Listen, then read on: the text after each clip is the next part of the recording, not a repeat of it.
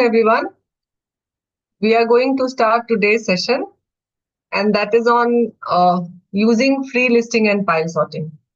So, it is basically a cultural domain analysis, and we'll see what is the need of this cultural domain analysis, when do we do this, and how we can couple this free listing and pile sorting along with our traditional qualitative research methods, which are like IDIs and FGD. So I think few exercises you guys also did before joining this workshop. We have used that exercise only to demonstrate this, and you have got your data sheet also in the TXT file, so you can practice it.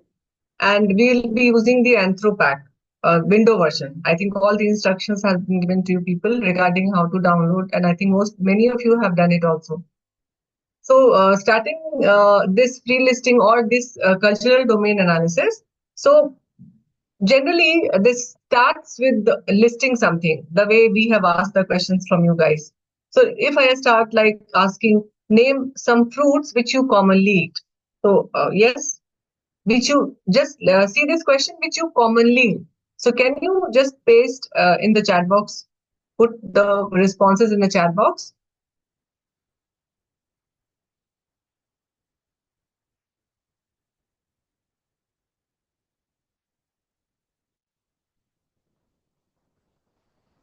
So Dr. Ravi, all fruits. But all fruits, Dr. Ravi, then it will be difficult because you have to name. Uh, then only this exercise is probably you have to write, even if then I will have to see what all comes to your mind. So that is essential. Like Dr. Priya is writing apple and banana. Dr. Pallavi has written guava, banana, apple. Dr. Ajay has written, Dr. Nitin has written grapes. Dr. Priyanka has written orange, grapes, guavas, sweet potato, apple. Ajay has written grapes, oranges, banana, pineapple. Okay. So all of you have written some name here, and this is like maybe the people who have written more than one name, they have written name like first, given a rank also. Like Dr. Praveena has written banana in first place and grapes in the second place.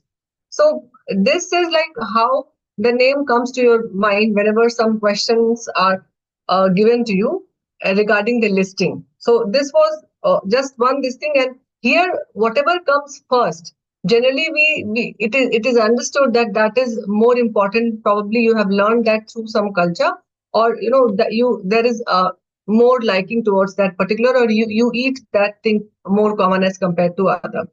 So if I ask you what is domain here and what is the elements of each domain, so the name of the fruits here, I mean, fruit is the domain, and all the individual item which you have listed here, like apple, banana, guava, grapes, those are the elements of that domain. Similarly, if I ask this question, what are the common barriers to access healthcare? Then again, if you see what is the domain here, so domain here is the this healthcare, and this elements of this barriers in accessing the healthcare. What are the individual item which we will be listing here? That is your uh, list of exercise. That means that is the element. So we have defined two terms by these two exercises. What is a domain and what is an element? So the domain, we have learned this domain. Those of you who have learned the scale development workshop, there also we have defined the domain. So domain is a broad construct, and when you name the elements under it, that's known as the elements. So whatever psychologically that particular concept is placed in our mind, that is known as the domain. Like it's a specific category, or like when I ask fruits, so something goes to your mind. So that's a specific word that has been registered to your brain, and then similar looking like fruits or items or like health care barriers or communication barriers. If I ask these questions, so that comes in our mind whenever I ask this question. So it is basically a psychological uh, placement of that particular concept. It is known as the domain. So now let's understand how this cultural and cognitive domain, it affects the health research, because we know that we are doing this cultural domain activity or cultural domain analysis. So why this is important in the health research? So we all know that how we conceive something, how we believe, what we believe on a particular phenomena, that definitely defines and definitely determines our health behavior or our access to health seeking behavior, the medicines which we eat, the adherence pattern, everything related to health. It has got a cultural and cognitive domain also. So, like, let's see these questions. If I ask this question, why do some people refuse modern medicine and prefer herbal medicine? You will see a lot of people, especially we also see in our field practice area, that there are people who are diabetic suffering from NCD or hypertension, and they believe more in the traditional, not in the modern medicine, but like homeopathy or maybe the Ayurvedic, or someone believes in Unani. So people, they have got a different belief system depending on their cultural practices and their shared belief. But you will not be, whenever our students ask, they also ask like, my ma'am, they are not like willing to take this antihypertensive medicine because they say that, we take this jari booty and this is quite helpful. So how can we convince? So again, first thing, you should be able to understand and map out what are those uh, you know traditional practices which they are following, and then you will have to understand. Then only you can address this issue, or maybe I should not say a problem, because they are not perceiving it as a problem. So that's why I cannot say that this is a problem. Again, if I ask this question, why do some mothers delay vaccinations for their children? Or the similar thing, like some, if you see in Bihar, especially, this is a of late phenomena, this which we have observed, that the institutional deliveries now, it has gone up. Let's say it is like 80% or 85%. But for the second baby, it's most of the time it's for the first baby. And for second baby, what we have observed, that they prefer home delivery, because they say that, there are various reasons for that, but when you ask like why, they prefer. So still here in many of the areas, 20 to 25% of the deliveries, especially in the rural area, that is that those are being conducted at home rather than in the institutional delivery.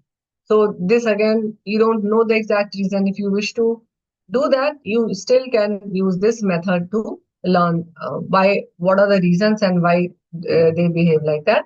And then again, if this is a question, why do some patient, uh, you will see, especially with the mental health, this the question like, why do patients hesitate to share symptoms with doctors? This is the problem many times with the adolescent people and females.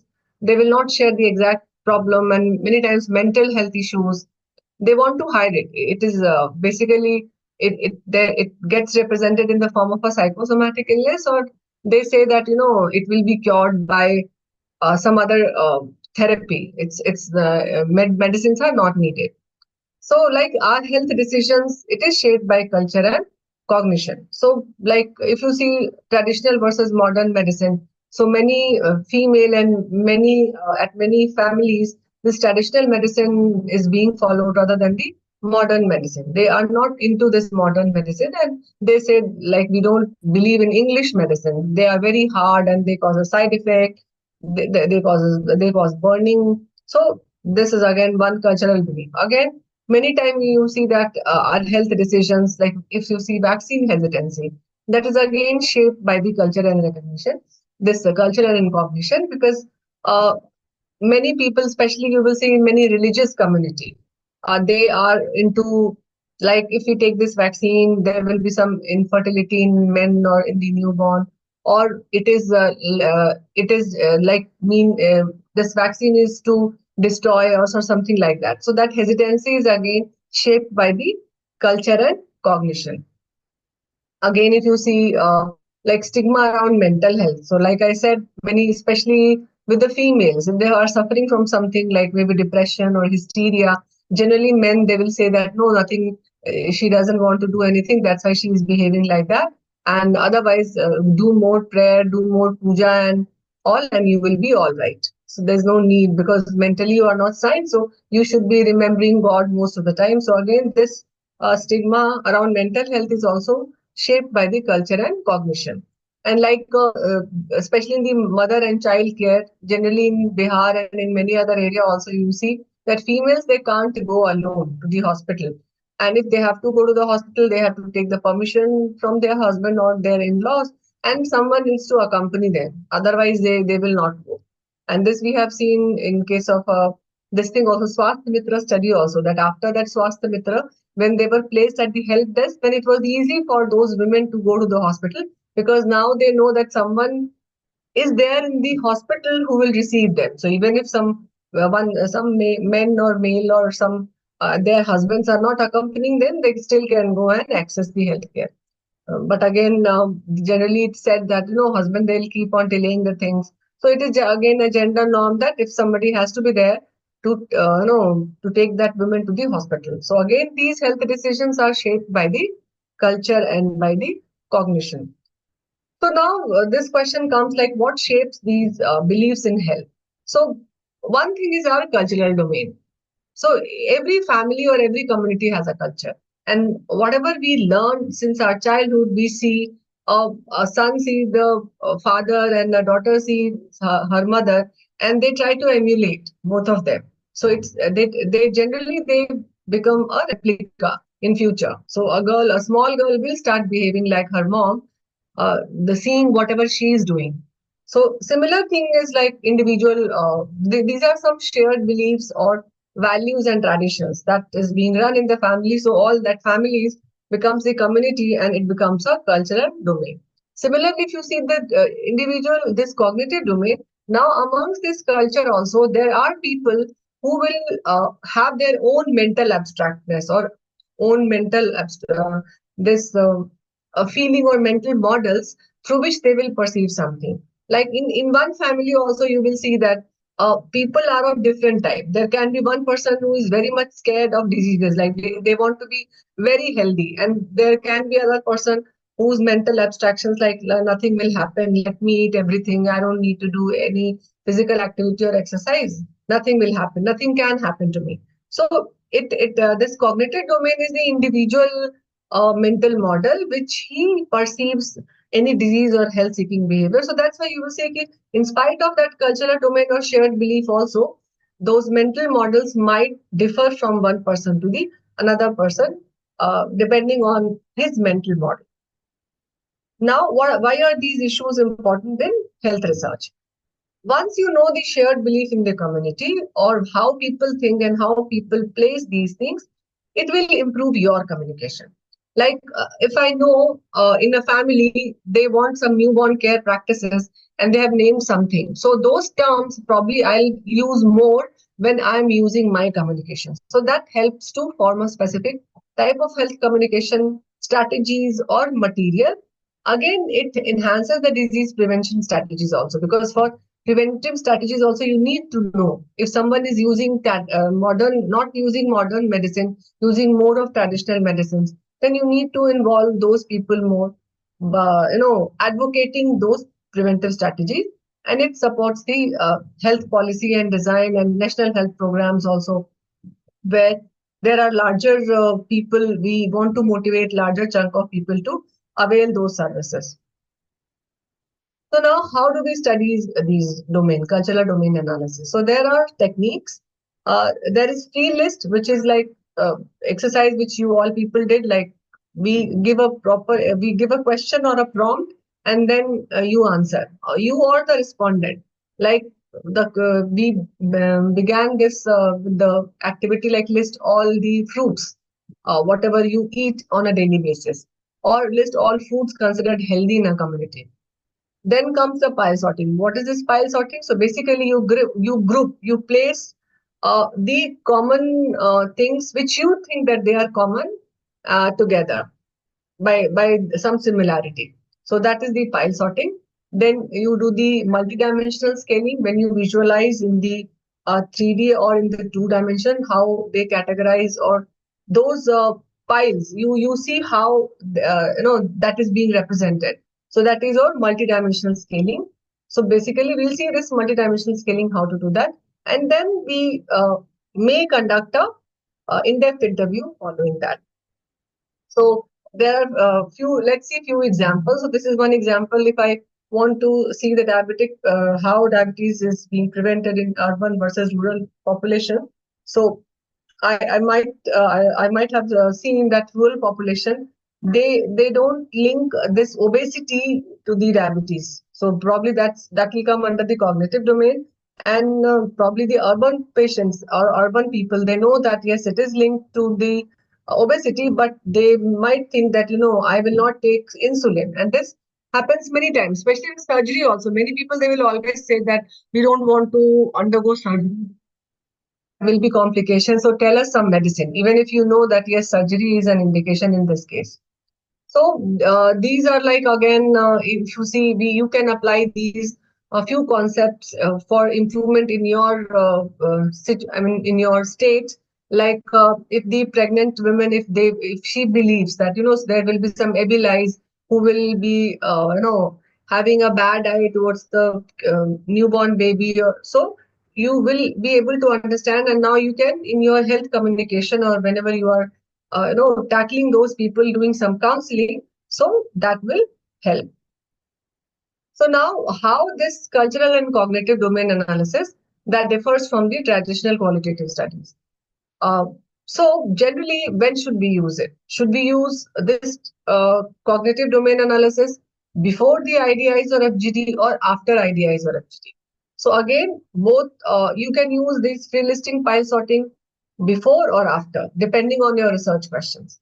So let's say this is one statement, like participant A says that we don't go to the hospital because the doctors don't understand our problem. So this is one understanding. And then participant B says, like, pregnant women in our village don't go for checkups until the seventh month. So this participant A is more of a cognitive domain. And if you see the participant B, it is more of a cultural domain, because participant B is saying that, the pregnant women don't go for checkups until 7 months. So why do these people behave in such a manner? Is it an individual decision, or is it a shared, cultural belief in that community that the women, they don't go? And a lot of practices like newborn practices, newborn care practices, and pregnant women or the lactating women care practices, they differ, and they that a lot of things are being determined by these cultural beliefs. We all study this in the whenever we go for the clinical psychosocial case review, we see all these factors in the family and in the community. And but again, we have not studied these systematically. If you wish to study this, you can do that. And by this key listing and file sorting, this is one way of studying these cognitive domain.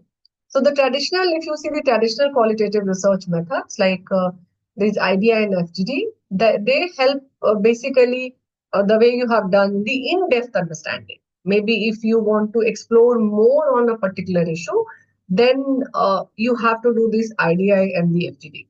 But if you want to see the breadth of the knowledge, means these techniques are very useful because they can be conducted in a short period of time. They take less time. If you see the qualitative research, you have to interview, then one interview takes a lot of, because you have to record, you need some infrastructure, means a quiet room, and then you need permission, and probably you have to make transcript and all those things. So maybe it is more time taking as compared to these cultural domain analysis. And again, if you see a larger number of sample, you cannot take, whereas in case of a free list, you can take many people, because the time per person time is very less. It takes around 10 to 15 minutes per person, uh, this free listing and pile sorting. So again, this traditional qualitative, this helps to understand why the depth of the particular issue, whereas these help to, they we say at like breadth. Breadth means like how horizontally. So we'll come to know a lot of factors which will affect, or which are there in a particular, after you have given the prompt, and then when you ask them to map, it will help you to understand what cultural beliefs or what shared belief generally they are having. So like again, these cultural domain analysis, as we have said earlier also, that doesn't replace the traditional qualitative research, rather it complements it. But we have shared some articles with you people, and if you see in few articles, they have stopped at the level of free list. Many times, like, you can do this as a standout activity, as a solo activity also, not couple with the IDI or with the FGD, or you can like club this with the IDI and FGD also. It is up to you. Or you can do it like piecemeal. First do this. We'll talk how we can carry this work forward for the IDIs or after the IDI or the FGD also. But generally we say that it complements it because we'll see that it's more of a quantitative. In qualitative, we have talked like, generally qualitative, we don't quantify. In content analysis also, we say about some of the codes, frequency of the codes and percentage, but generally qualitative is strictly in qualitative in nature. But if you see this cultural domain analysis, there is some quantitative tinge in this. So you can measure something objectively, which will see the salience and all. So there are some objective measurement also, some statistical concept is there. So that's why it complements your the traditional qualitative research. Because if you see the traditional qualitative research, it may miss some of these patterns. How it will miss? So let's say, like if I'm studying why the people are not, seeking the care or delay care of a this tuberculosis. Especially in our area, we have seen that they reach very late to the tertiary care hospital. That is now giving rise to a lot of multi-drug resistance tuberculosis. So if I just want to know the reason why they are delaying this seeking medical care, so a first approach can be a traditional qualitative study like IDI or FGD, taking those patients and doing it. The second could be some cultural and cognitive domain analysis. And let's say if I start with this traditional qualitative study, so I may ask with few of the patients why there is a delay. So probably that will be more individualistic. So he will say like, he didn't think that the cough was very, troublesome or worrisome, or he thought that TB, because since I'm not smoking, so TB can never happen to me. That's why I did not pay attention to my symptom because I was not smoking. Or he might say like, my mother or my grandmother tried many things at home, and she said that a lot of patients, I mean, in the surrounding, they got relief when they took medicine from her, some herbal medicines. But again, if you the limitations of such responses are like it is more of an individualistic, uh, like the way we have learned the lived phenomena. So more of those individualistic where they will tell you regarding some thing, but it will be very individualistic. And here you cannot quantify like what are the most common beliefs in the community by which they are delaying a particular treatment modality. So if you do the cultural and cognitive domain analysis like tree listing and pile sorting, so you might ask this prompt like, what are the causes people, they don't seek care for the tuberculosis, and then you can study their, what we call mental abstraction or psychological cause domain. In their psychological domain, you can study these reasons, and you can classify also like in dangerous versus non-dangerous if you club them together, because they will categorize also in the file sorting, they will categorize these free list items. So you can club it and then you can identify the beliefs which are most common and central. We'll see the quantification, and then you can pick up the upper, like let's say 10 items or 10 beliefs, and then you can interview more on that rather than going for each item or each free list item. So this helps you.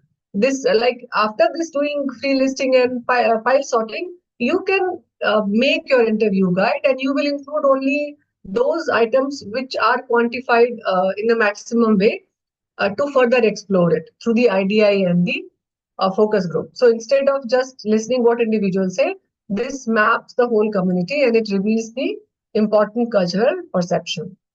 So this, if you see the comparison of this cultural versus cognitive domain, so the focus of this cultural domain, it is basically, like I said, it tells you the breadth of the knowledge. Breadth means in short span of time, there will be a lot of free listing item and a lot of knowledge you can gain. But again, depth, if you want to understand the depth of something, then you need to go with this IDI and the FGD. So this tells you the breadth, free list and file sorting, where the IDI because the name suggests in-depth interview. So you explore more on a particular theme or issue.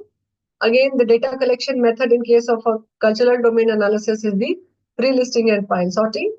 Whereas in case of if you see this IDI, you know that generally we go with the in-depth interview or key informant interview, or you do the participant observation and maybe a few more things. And if you see the outcome in case of a cultural domain analysis, generally you ask the shared. So that word shared is important here. You understand the shared values, shared knowledge, and then shared placing or the categorization of that particular knowledge. And quantification is generally not there in case of a qualitative study. Generally, it is in the form of a text based, especially except for that content analysis.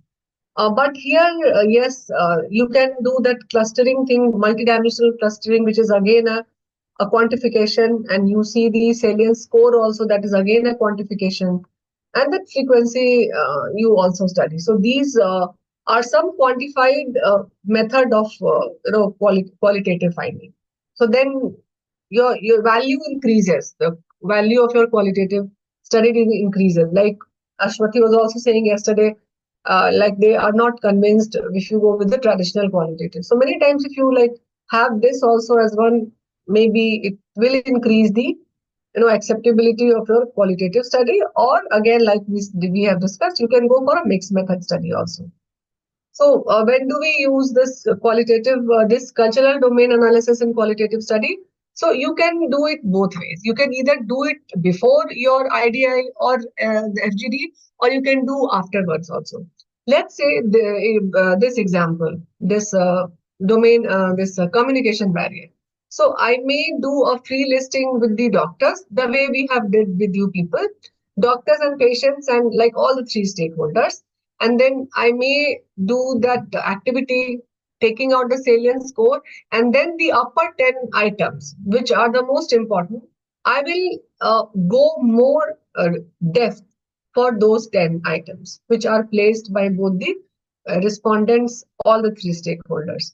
So that helps to identify the key topics. So it will help you in determining on which topic, like you are doing the literature review also, but if you want to make it more inclusive and want to don't leave any gap in your research, then you can couple your interview guide, I mean you can couple your literature search with this key listing and file sorting, and that will help you to not to miss any important theme in a particular population.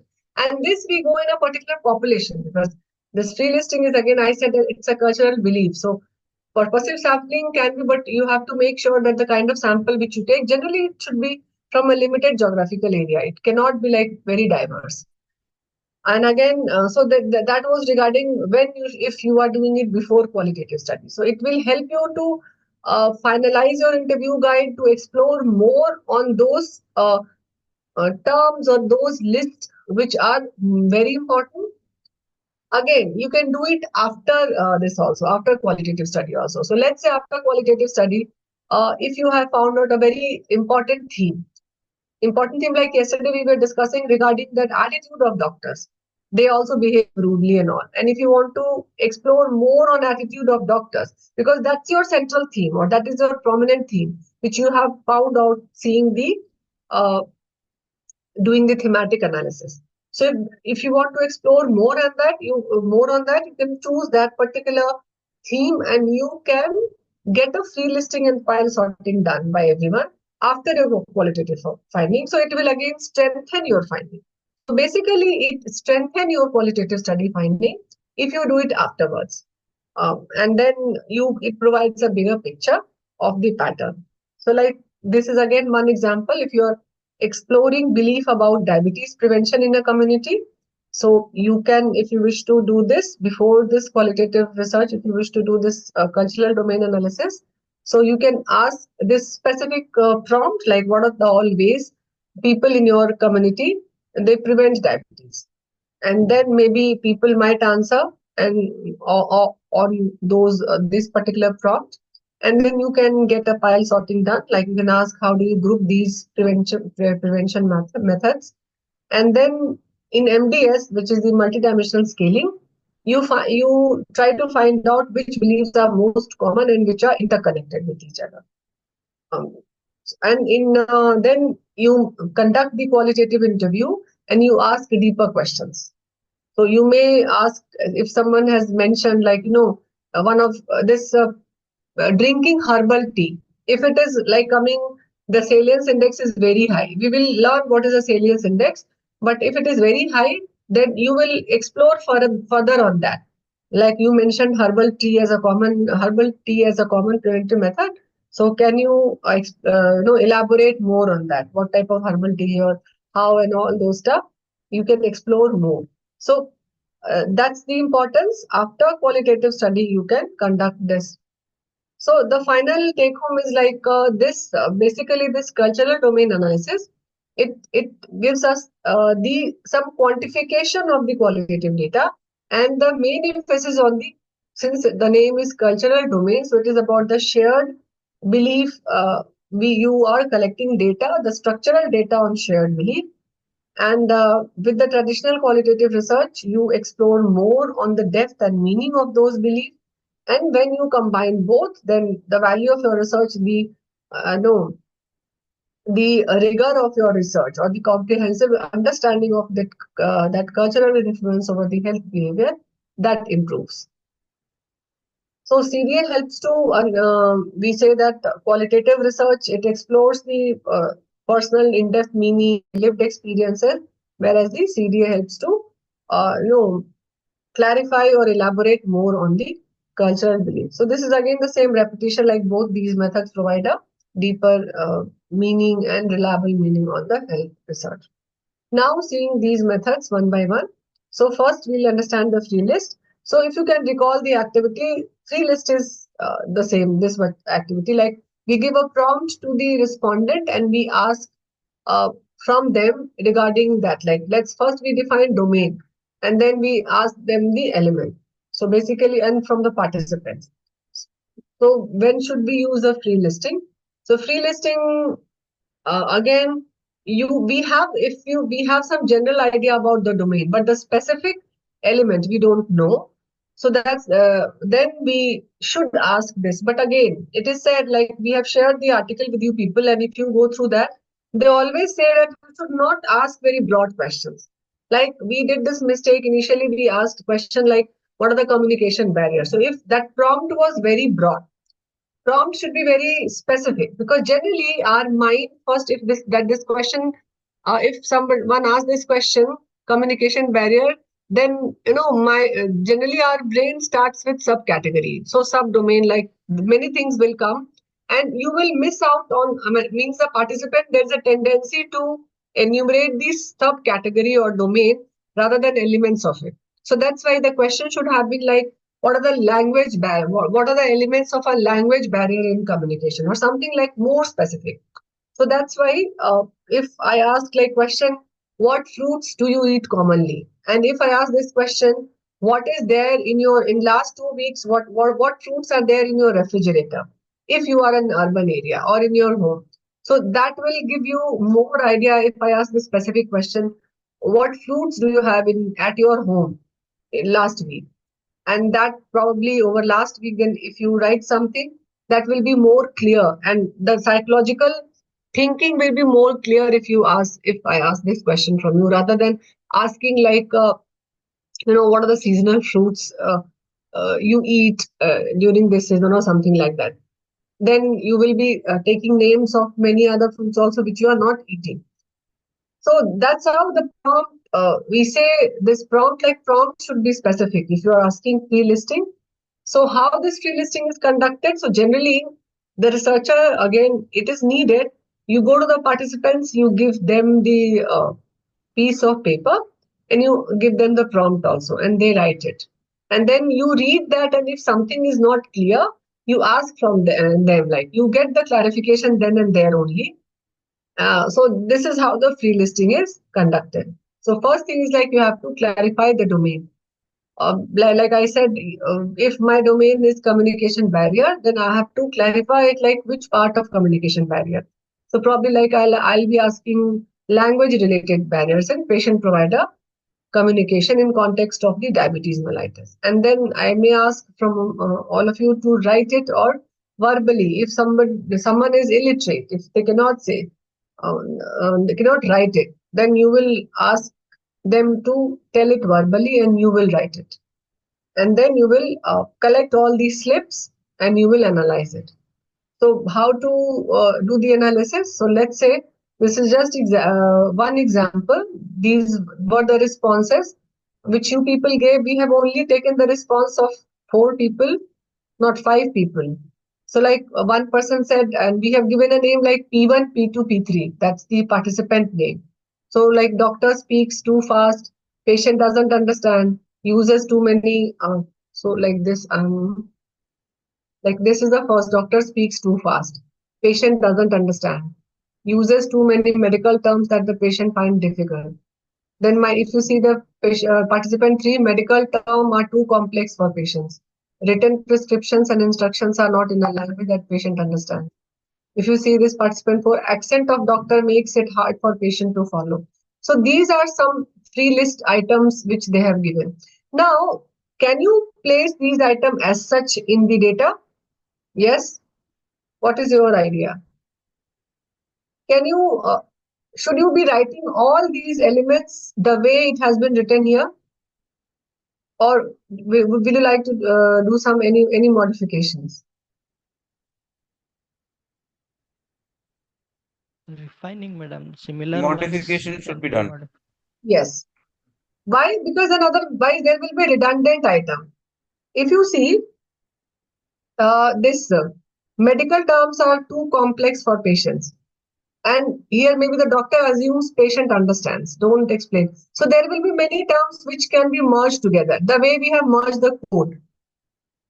Like family member translate but misuse, no interpreter available. So this was different. This was a unique one, like no interpreter. But again, if you see patient doesn't understand, and if you see medical terms are too complex or written, no this thing, accent of that doctors make it hard. So there will be few uh, uh, items which you there will be meaning will be same. So how you can move further? So what you will do, like this was just type 1, like participant 1 has named these many. Doctor speaks too fast, patient doesn't understand. We have named it with different colors, you can see. And then patient understands local dialect. So these are all the responses. These are the raw responses. And then you can go with this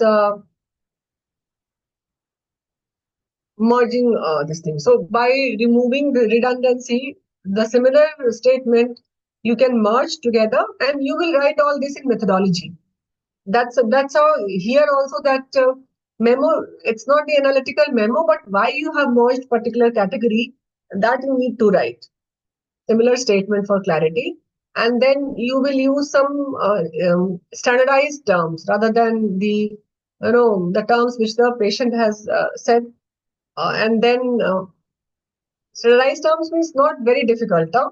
And but again, you have to ensure that meaning should not be changed. Whatever you are taking, that meaning of so here it is a task like you have to think how you replace a particular stem or a particular statement so that the meaning should not change. So like this was the changed meaning with the first one. Like this said, like doctor speaks too fast, patient doesn't understand.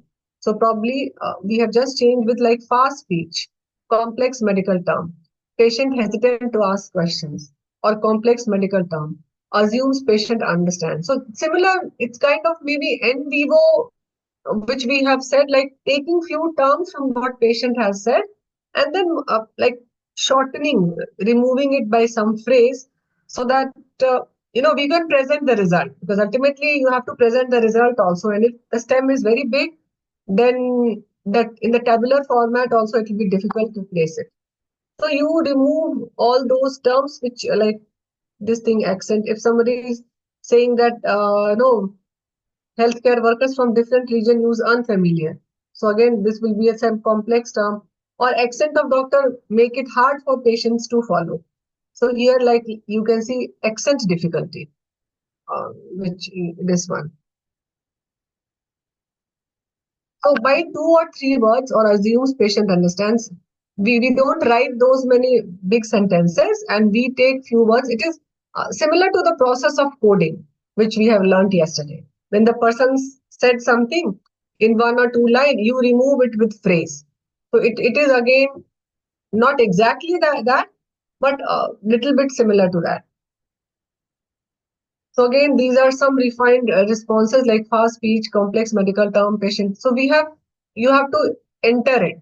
We have given you the sheet also. You will come to know how you have to enter it in the TXT file. But this is the way, the refined response you will record. Now, there is an improvement after this response, this refinement of the response. You will see that we have just shortened the sentences while keeping the meaning intact. We have avoided the redundancy because we don't want the similar looking sentences appearing twice or thrice. Then the other important thing will be missed out. And again, because I said that if there will be big sentences, so the data display will be difficult. So we want to keep it short so that when you place it in table, the visualization is easy. So now when you guys have done that free listing, so again, right now also you did. So first important thing is like frequency. Frequency is important. And then the next is rank also, like I said. So whatever you rank as 1 and 2 and 3, that position of those listed item is also important to categorize. So the item which you have listed first will be considered more important from your perspective. And then both these frequency and the rank, when you combine both these measure, you calculate something which is known as the salience or the salience index. So this salience index is a combination of the frequency and rank, and it indicates, generally we take this salience as one of the measure to report our result, and it tells you how the importance or the weightage of a particular. So basically, it tells you the weightage of a particular item, that free list item, which you have like narrowed down. So this, like in this case, you can see this how to enter the data in Excel. So uh, here, if you see this, though we have taken 14. This is the Excel snip. And these are the 14 free listed items, right? So you have to list these items like this in Excel. We are showing it in Excel, else Anthropath doesn't import the Excel file. It takes the TXT file. So that's why we have shared the TXT file to you people. So let's say first item is fast speech. Now, what does this say? This participant one, if you see, so participant one has did not told this first one. Rather, he has put this, then this one, verbal and written perform this preference, and then accent difficulty. So he has listed these 4 items. We are going only for free listing now.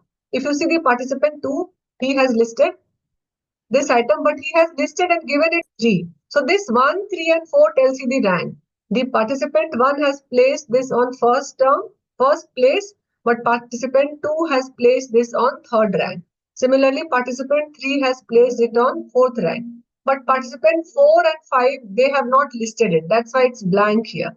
Similarly, if you see this local dialect versus English, participant 1, 2, and 3 have not said anything about this, but participant 4 and 5 have given it like rank 1 and 2. So this is how it is entered in Excel.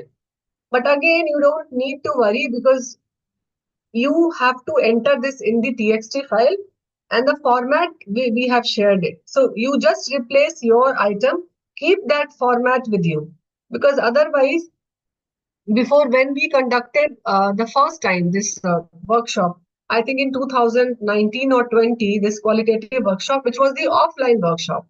At that time, we used to conduct the offline workshop, and participants, we have made them learn this Anthropac in the DOS version. But the DOS version was very difficult in the sense that was not very user friendly, and there was a lot of difficulty to the participants to understand this free listing and pile sorting. So in the subsequent qualitative research methods, we have not covered this topic because we thought like, you know, if we will convey this to the participant, then there will be a kind of like mental block or barrier. Like this is very difficult and let's not do this because in the feedback, the participant said that it was very difficult, the DOS version. That time we did not explore the window version. But this time when we have explored the window version of this Anthropack, then things were quite, I mean, smooth this time. So that's why we thought like, let's include this session also, because otherwise if you see our prior workshops, we have not included this pre-listing and file sorting as one of the sessions. We are having this first time. And again, like Dr. Shamshad also worked a lot on this, like he mailed to Bongati who has developed all this. He has sent the data format and also a lot of background work we had to do regarding this sorting out on the window version. Importing of the data was an issue.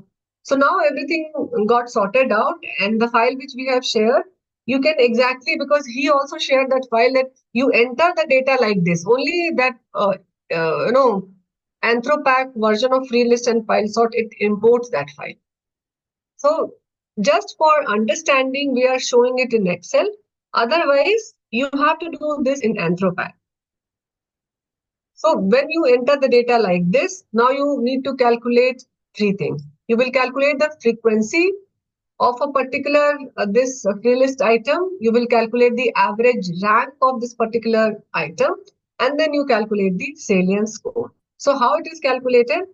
This frequency generally you like with this command count.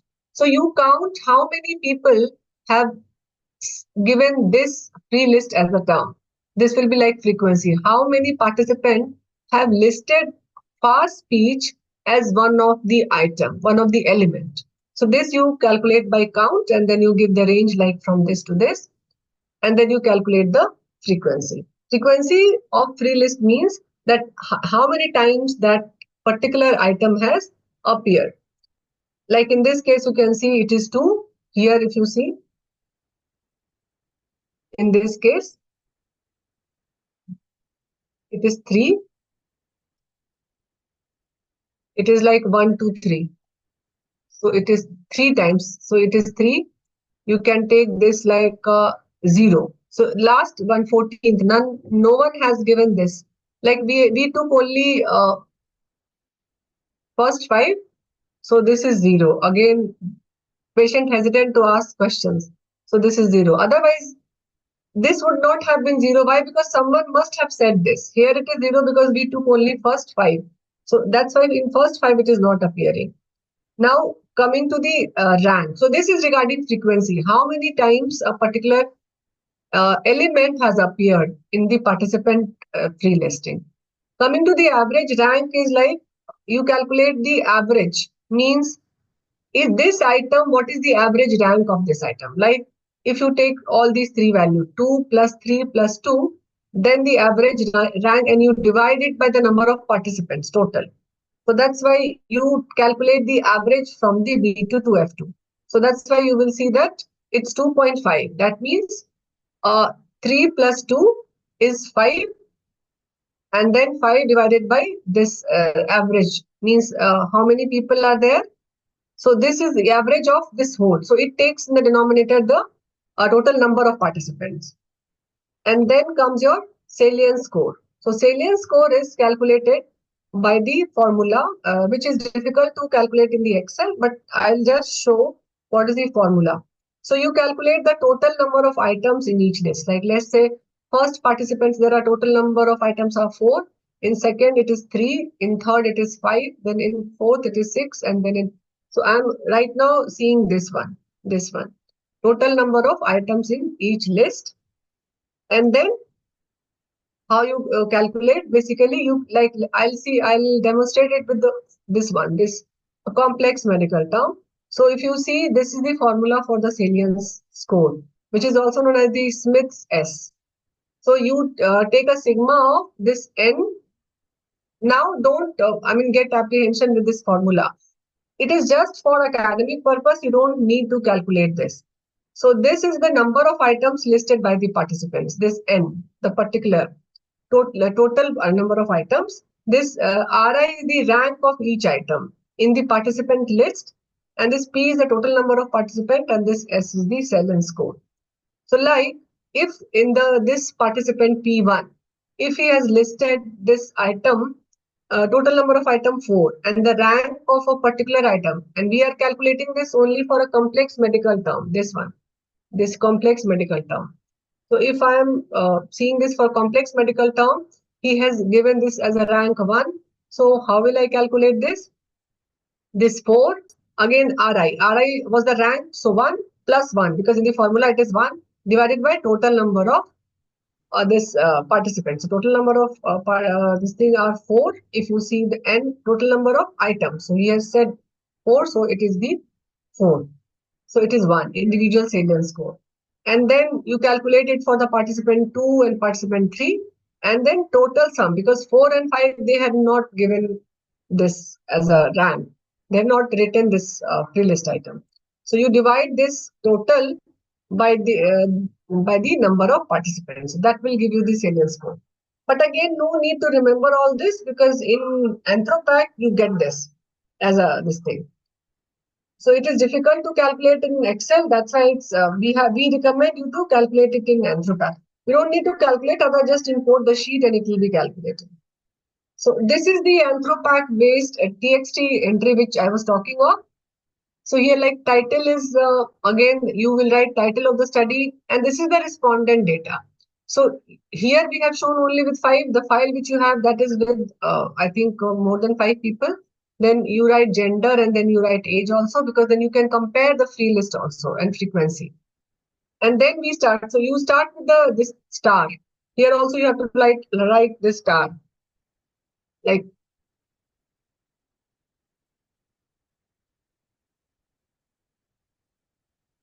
so this is important. The way it is, like, we are entered here, and then this free list.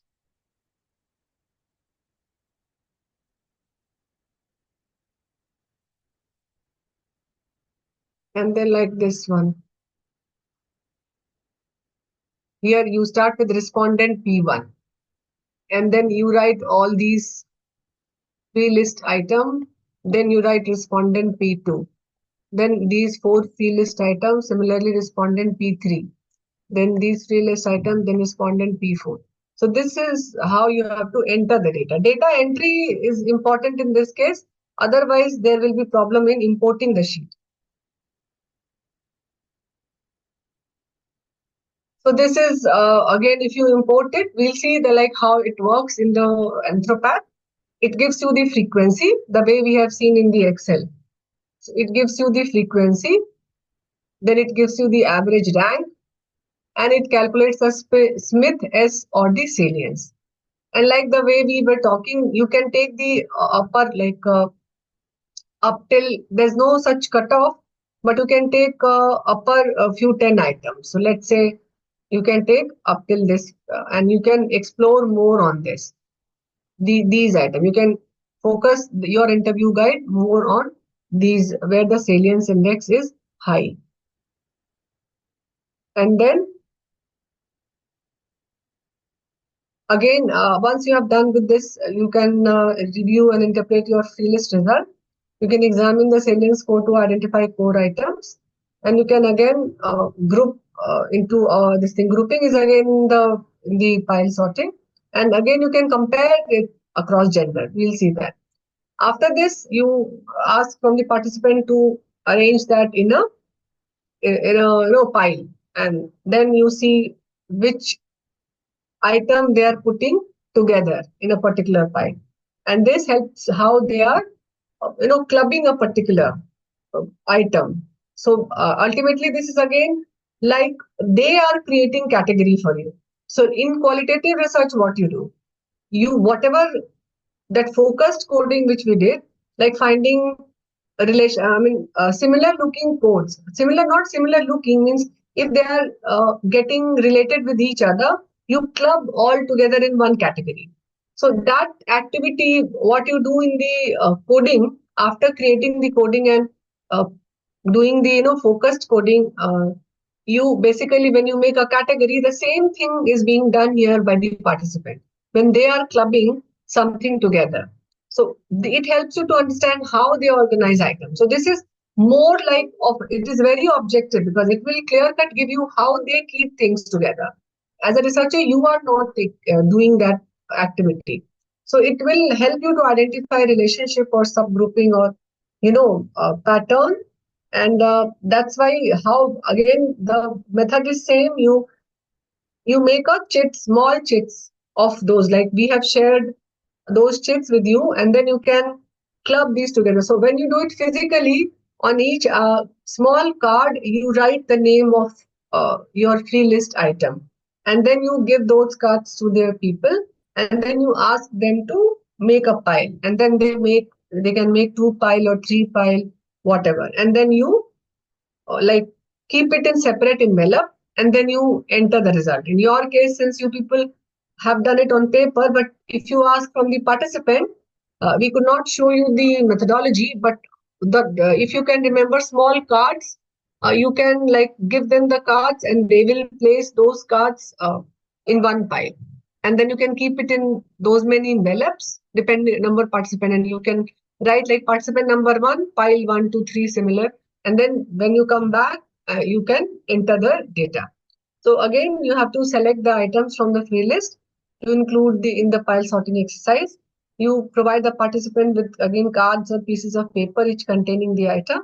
You ask the participants to group the items into piles based on similarity, and then you record the grouping result for the analysis. So this after this, like participant 1 has grouped it like that, pile 2, pile 3 and 4, again participant 2 has grouped it like that. Similar, we took the data from the 6 participants, and then again you have to now enter it. So again, converting this individual pile sort, you have to make a proximity matrix. So proximity matrix is again, if you do it in Excel, it is a very tedious task. But Anthropack, that visual and Anthropack, that is very easy. So if you see proximity matrix, how it works. So we are just telling you in the background what is happening. You don't need to make it. So basically, since if you see, there are these 14 free list items are here elements. So this is a column and this is a row. So what basically we do, if we take one participant, we calculate like has he placed which all together, like one with two or one. So let's say if I say, so for simplicity, what we have done, you remove these names and then only keep like 1 2 3 4 and 1 to 14. Now, if I take one participant and I will see like which all item he has kept together. So has he kept 1 and 4 together, or 1 and 6 together, or 1 and 7 together? And this basically this matrix, it tells like if you place 1 here, then that means that the participants has put these two items together. If you place 0, that means the participants has grouped it in separate pile. For example, this, let's see with this participant 1. So he has placed in pile 1, let me use the, he has placed in pile 1 2 3 5 and 7. So how it will be entered? So I'll start with 2. So this is 2. This is only for one participant. Okay. This whole matrix is for one participant only. So this is free list item 2. So he has placed 2 with 3, 5 and 7. So 3, 5 and 7. So I have placed number 1 together. That means these two he has placed together, and rest everything I have placed like 0. Okay. If you see the pile 2, he has placed 4, 6, 8 and 10. So come to 4. So this is your 4. So 4, he has kept like 6, 8 and 10. So this 6, 8 and 10, it's 1. And then rest it is 0. It's all 0. So this is, we enter the data, not we enter, means in the background, this is happening like that. You don't have to do this, remember. It is just for understanding what is happening in the background of the anthropath. So we will write 1 when the two participants have kept the two items in a similar bin, in a same bin, or 0 if he has not put. Similarly, this anthropath in the background, it makes those many proximity matrix. Like for participant 1, for participant 2, you can see here, like there are these many. So let's say for 6 participants, there will be 6 proximity matrix. And then after taking all these, there will be aggregate proximity matrix. So aggregate proximity matrix is what? You club all these responses together. Like if you take this one, so this one plus if you see this 3. So nothing is there 3, and if you take this 3, now here it is 1. So here there should be 4. If you see this, again it is not there for all these 3, but you plus you make an aggregate of all these numbers and you divide it with the total number of participants. It gives you the aggregate proximity matrix. But again, like I said, you don't have to make this. That is happening in the background. Kindly The repeat only this part. have to enter the data in the txt file. Like, how will you enter the data? This is important. So this is again the title. And if you see, we have written the ID here. This is the ID of the free list item. And then we have written the name, but again, if you see, we have written it in the double quote. If you see this one, double this double quote, you have to use this. And then again, you have to write the respondent data also. So it is like P1 to P6, and then gender, age, and the address we have taken.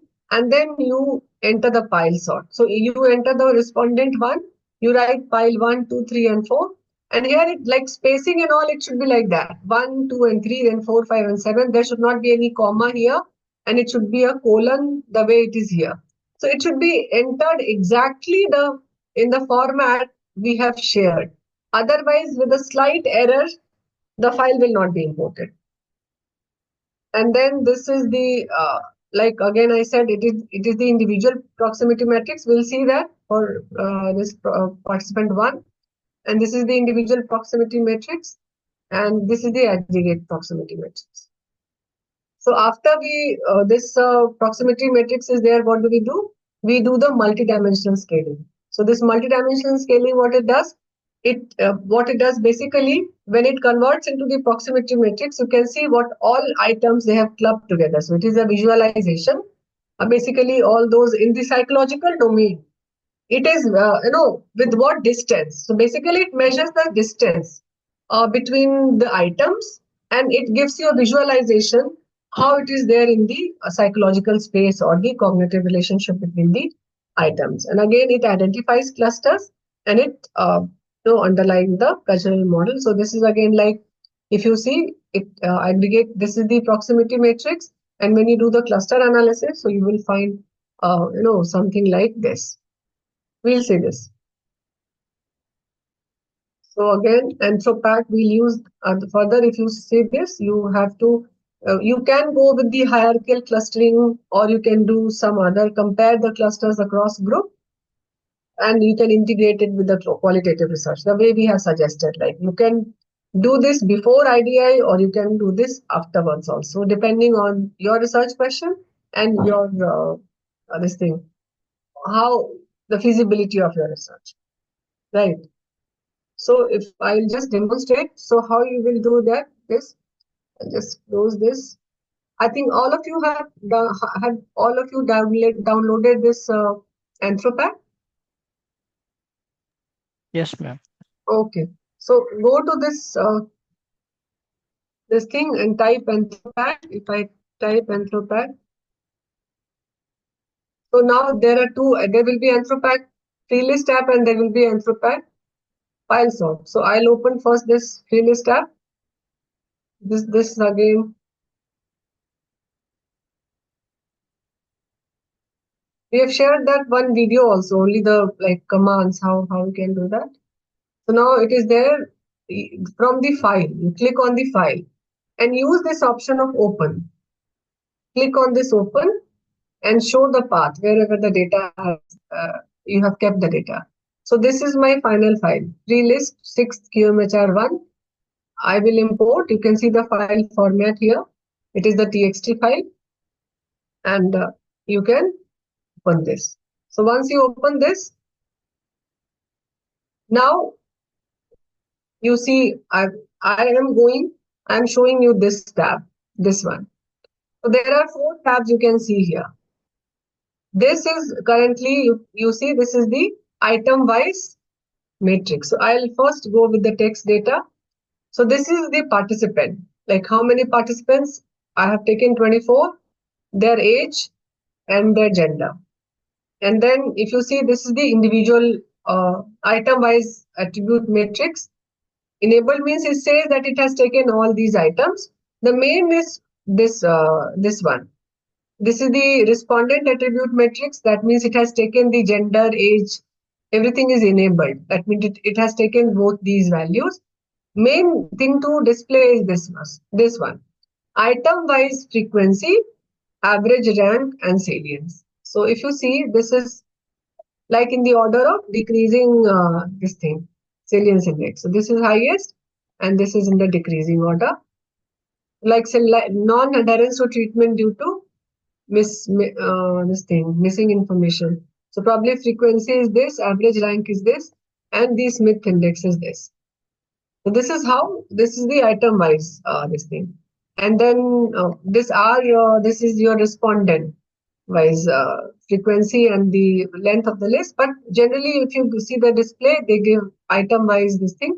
You can compare this also. Like if you do the frequency analysis, click this compare groups. If you click the compare groups and if you click this gender, both the average rank and salience, and press OK, then you might see that it will give you the gender wise difference also. Like this is the overall frequency, and this is the frequency of male. So it gives you like first overall frequency. So this is the overall frequency. This is the F frequency, means frequency by female, frequency by male. Similarly, this is the overall average rank. This is the female average rank. This is the male average rank. And this is the overall salience. This is the female salience, and this is the male salience. So these are the values, and you can see this. So this is regarding the free list. Now coming to the pile sort. Pile sort again, because the different anthropack it is there. I'll just close this.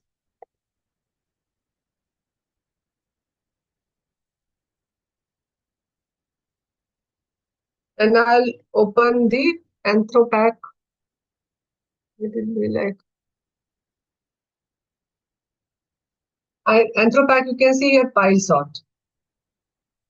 So you have to open this pile sort, because many people they were importing the pile sort data in the free list anthropack. Then the result will not come. So when you have to open it, please see whether you are opening the free list visual anthropack or you are opening the pile sort visual anthropack. I'll again go with this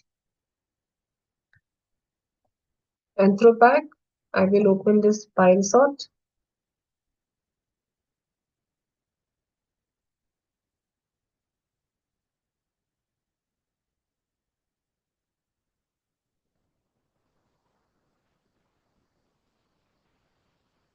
Then go to this file. Again open. Click on open. And here I will import this final one. And then press open.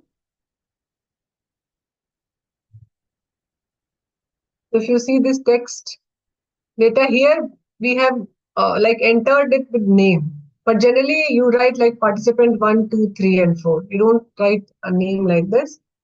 And then these are the items. If you see the individual matrix, all these like items are here.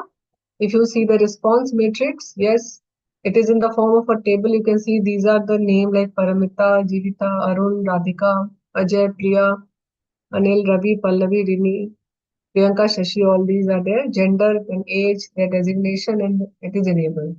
Now, if you see the this item MDS, so this is the item MDS.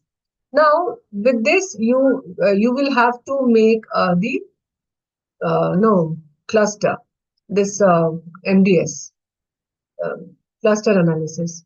So you have to go and you have to do this cluster analysis. So click on this cluster analysis and how many cluster you want to make. So let's say you have to do this by hit and drag. So let's say I put this like 3 and then I have pressed OK. So if you have pressed OK, here there will be 3 clusters. So again you have to see in partition 1, partition 2 and partition 3. So it is giving you by name. So I have to go with this item wise. So if you go with this cluster analysis item wise again, type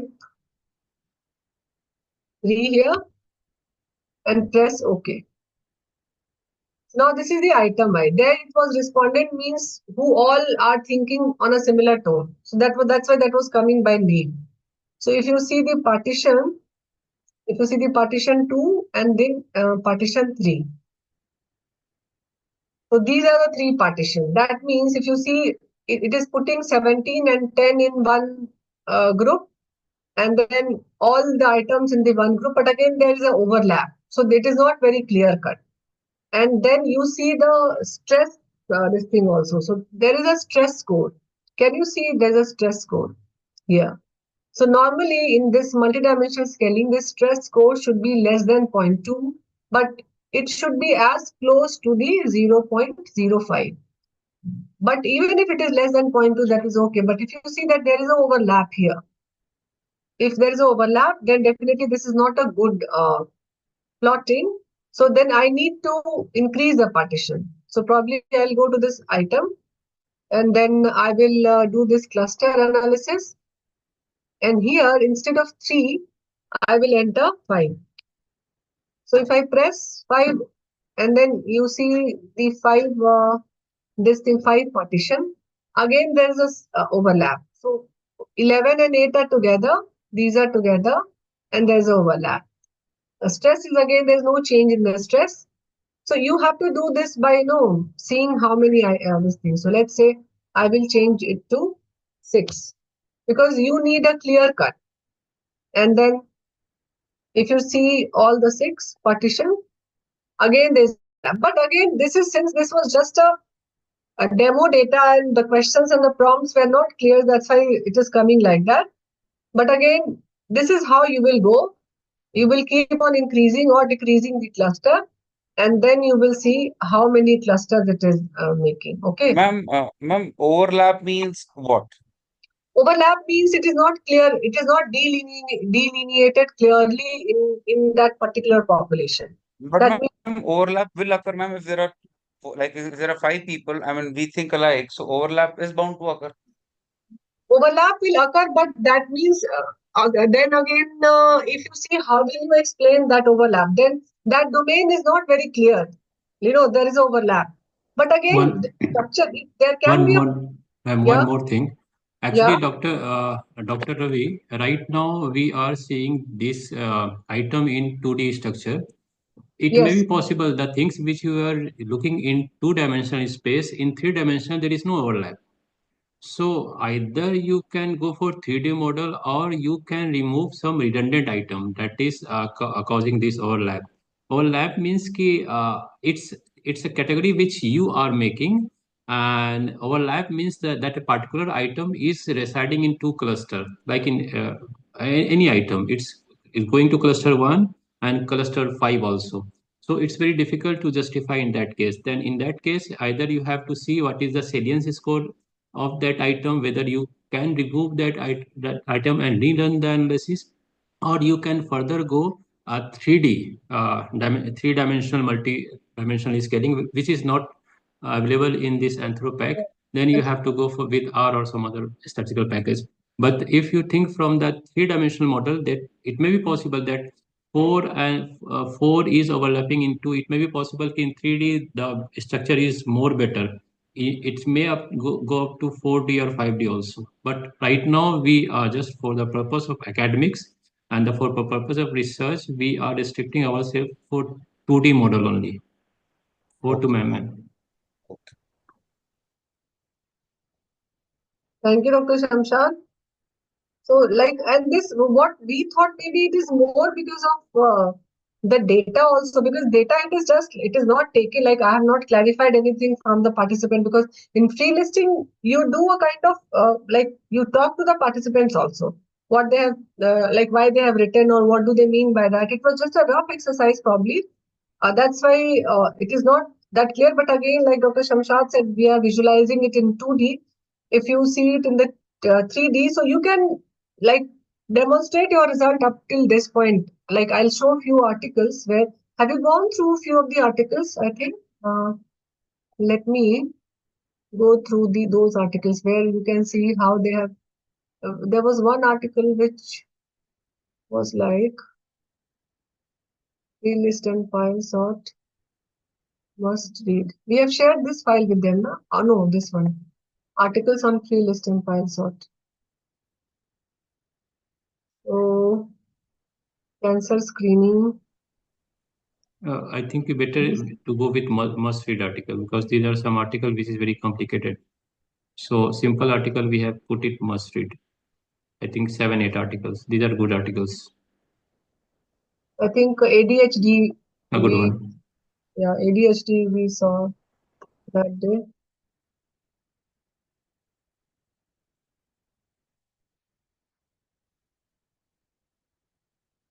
So like we were reading this article, like patient using free list to understand shared decision making in ADHD, parents and pediatrician perspective. So if you see, they have just done the free listing. This free listing, if you see the methodology, 60 parents of children with ADHD and 30 primary care pediatrician listed words reflecting their understanding of ADHD, getting or offering help for ADHD, talking to doctors or families, and mental health. And they have calculated the Smith salience score that were salient and cultural consensus and analysis identified variations in the subgroup and participants. So if you see data collection, they have done like what words come to mind when you hear the phrase ADHD?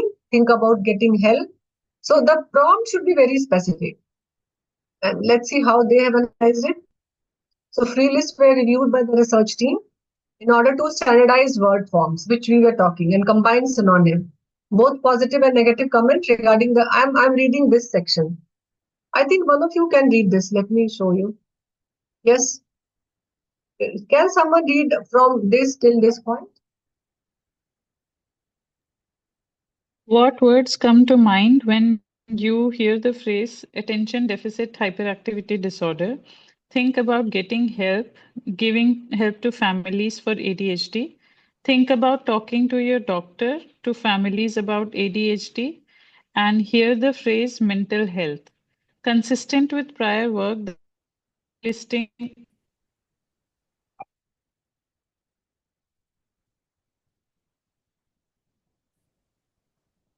I think there Hi, is Sahab. okay. There is some issue. Probably I didn't hear. Or Yeah, sorry, got disconnected now. Yeah. So can you hear me? yeah.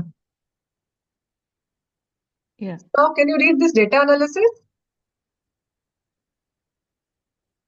Yes, ma'am. Free lists were reviewed by the research team in order to standardize word forms and combine synonyms. Both positive and negative comments regarding a specific domain were grouped together. For example, terms such as assistance and needing help were coded as help. So you can see like they have written this also, which I was telling you. When you combine something, you have to like take note of few things just to write in the data analysis, how you have combined the words. And then you can read this. The lists were then entered into into the Anthropac version 4.98 software designed for the analysis of the free list. For each of the 4 questions, output were reviewed and determined which words were most salient for clinician and for parents. And then salience was derived using a salience index, that same formula, where L is the length of each list, RJ is the rank. I'm reading this part. This. And if you see there, they have given this general, this thing also description of the participants like residence, education, relationship to the child. And if you come down, they've asked like these terms, what these are this question, like this was the prompt which they have written. If you see, they have written like these prompts also. Like what words do you think when you hear ADHD? So like child has given the hyperactive, these words, then again from the doctors also. And if you come down,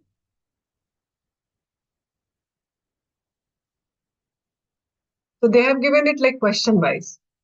Question 1, this frequency, average rank and Smith score. Similarly here also they have given separate table for clinician and for parents. So they have stopped, like they have not gone many times. You will see that this is because there are 4 questions and a lot of list is there. So like they have just compared these things. Okay. If you see some other articles, CBME in community medicine.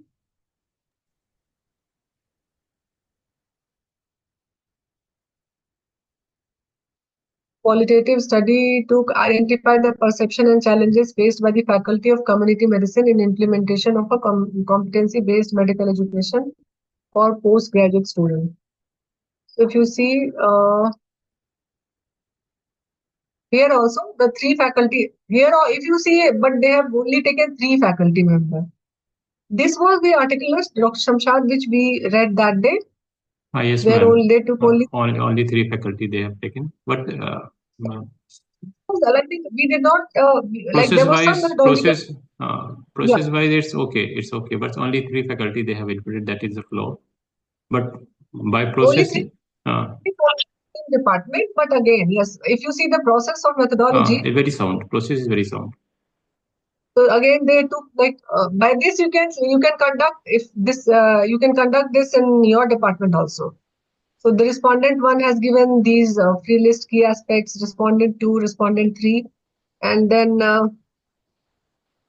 if you see free list again, and this was the pile. They have given the pile also. Pile as found by the respondent, reason for the same, and this is again if you see. This is there. So here also you will see that few of okay, here there's no overlap probably. So this is the cognitive map, the MDS which they have, then they have given the this picture. Maybe you can go through this. Again, we can see some more challenges faced by dialysis unit staff.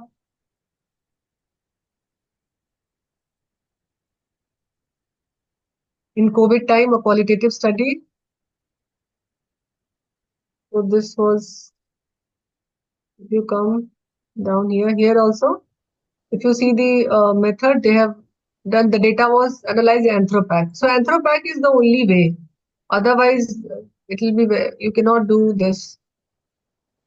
So if you see the result, method limitation, they have not given the table. Oh yes, it is there. So free list, this was again the same. These are the free list items, frequency, average rank, and salience. And this is the cognitive domain, the same like MDS, which we were talking. There's three clusters they have made, and they have renamed the clusters that you have to do. So all these items like operational problems, 1, 5, and 1. So they will, you have to write like that, like patient lacking public transport, difficulty in scheduling patients and financial. This is the cognitive domain of challenges faced by the staff. And they have done it on like 12 items are there. for the algorithm. So they have started like free listing done in 12 respondent, literate, then handwritten free list generated, salience was calculated, and then content analysis they have also done FGD, then they have done pile sorting in FGD and then MDS. This is the okay. That's okay.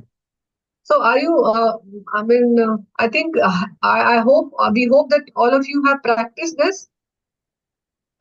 Probably, I'm not sure, but because you guys were saying that you have done that, isn't it?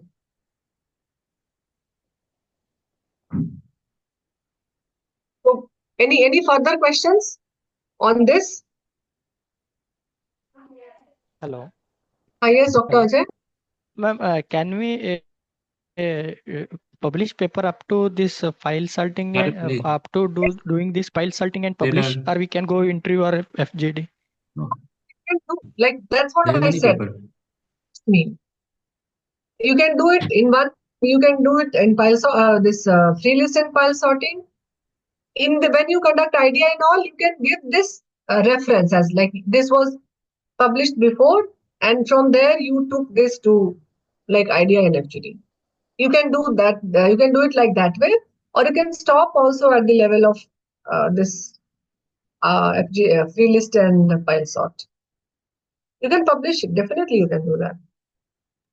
Okay, ma'am. Thank you. One doubt I have not, actually I have not heard, you may be explained, madam, that if sometimes interviews participants explained in the local language, like Marathi, so like that, can we can be converted into English and then we can code, or what we can do that?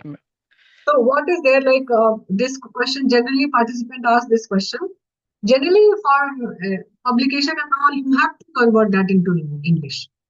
But like if you are if some local, like if it is a funded one, and some people like in Bihar we did that Swasthya Mitra project, and there they wanted the verbatim in Hindi also. So what we did, like we have written it in like English format, like uh, मुझे दिक्कत होती है. So we used to write like मुझे, MUJHE, मुझे दिक्कत, something like that. So in the bracket we have given it in Hindi, but we have translated that to English. So it depends to your funding agency if they have funded a particular project and they wanted the project in that manner. So we submitted the project that way, but when we went for publication, we removed Hindi because then it like international readers or everyone will not understand the local thing. So that Marathi should be like if you are going for a publication, you have to convert it into English. Keep it supplementary file. Everything you should give as a supplementary file. All file as a supplementary. Just be transparent. Okay, ma'am. Thank you, ma'am. Thank you, sir. Thank you for this wonderful session. First time I have studied qualitative study this much detail and perfect. Thank you for this workshop, ma'am. Our Madam, pleasure. kindly can you explain the aggregate proximity once more? So you want me to explain over Excel? Ma'am, as you wish. I'll show you again once again. If you see Ma'am, this. just sorry, ma'am, I'll take a minute. Actually, I have to Okay, yes, write. I just wanted to thank you. Yeah, I wanted to thank you, ma'am. I had seen your videos and I really like learned a lot. Okay, thank you so much, ma'am. It was such a wonderful experience to learn in real time from you. Thank you so much, ma'am. Looking forward to attending more of your workshops. Sure. Thank you, ma'am. Ma'am, as usual, you've been brilliant. And I look forward to the meta-analysis, which is going to come up shortly. And of course, the remaining ones also. Thank you so much. And thank you, Dr. Shamshad, also, for a wonderful session which you have taken now. Thank you, Thank Ravi. you, Dr. Thank you, Dr. Ravi. So I think those of you who want to leave because of some other reason, you can like Leave. They can leave. they can leave.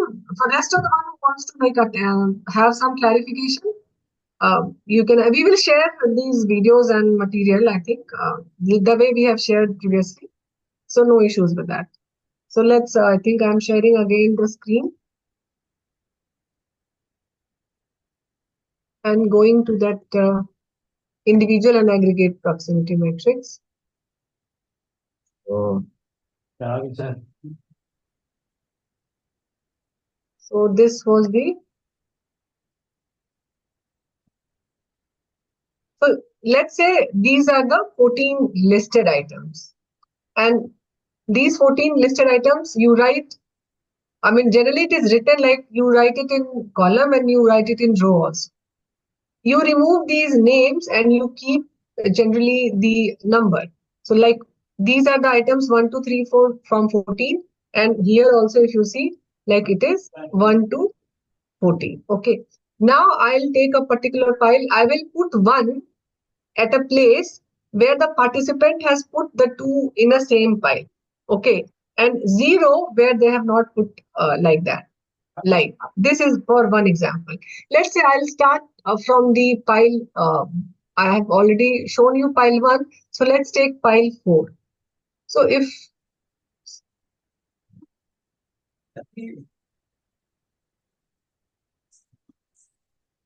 it is pile 4, so in pile 4, 13 and 14 are together. So go to item number 13. This is item number 13. So if you see, he has only in pile 4, he has put 13 and 14 together. So it's all 0 because 1 and 13, if you see 1 and 13, it is 0. 2 and 13, it is 0. So you only see 1. So he has put only 13 and 14 together. So I'll put this 1 here when 13 and 14, they are like intersecting. That means he has put this 14 and 13 together in one pile. That's why I have put 1 here. Similarly, if you see pile number 3, 9, 11 and 12. So come to 9. Okay. Now I'll put 1 where 11, it meets with 11. So it meets with 11 here. So 1 is here. It meets with 12 here. So I'll put 1 here. Have you understood these two values? Similarly, if you see pile 2, so 4, 6, 8 and 10. So I'll come to this 4 and then I'll put 1 wherever there is a 6, there is a 8 and there is a 10. So these 3 1, 1, 1 and 1. Is it clear? Yes, ma'am. So this is for one participant, for participant number 1. So this Anthropack will make 14 such proximity matrix, and then there will be overlap.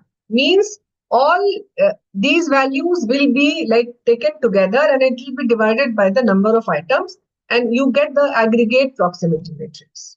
This is the individual proximity matrix, and then that's why in aggregate proximity matrix you will see it is not 0 and 1. It is like 0.33. Because the together all added divided by the number of participants. That's why it is the aggregate proximity matrix. It is an infraction. Okay. Is it clear? Yes, ma'am, it's clear.